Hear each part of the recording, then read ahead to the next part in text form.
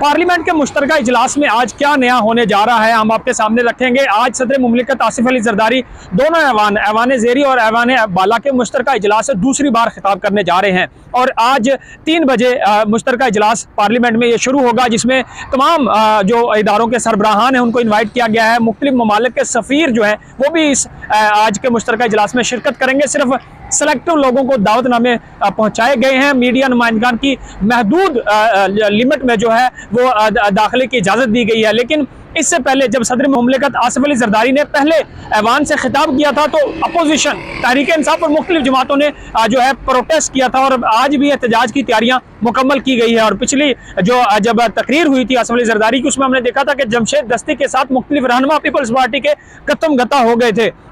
और आज भी जहां पे सदर मुमलिकत आसिफ अली जरदारी नए साल का 1 साल मुकम्मल होने के बाद मुख्तलिफ माशी और जो सिक्योरिटी इदारों की कामयाबियां हैं उनको ऐवान के सामने रखेंगे, जिसमें अस्करी इदारों के सरबराहान की भी शिरकत बतौक़्क़े है। और इस सूरत में पार्लियामेंट की तमाम रेड जोन की जो दाखिली और खारजी रास्ते हैं वहाँ पे सख्त सिक्योरिटी आज तैनात की गई है और पार्लियामेंट के दाखिले पे भी पाबंदी है। मेहमान की कोई भी मेहमान जो है आज के इस मुश्तरका इजलास में शिरकत नहीं कर सकेगा।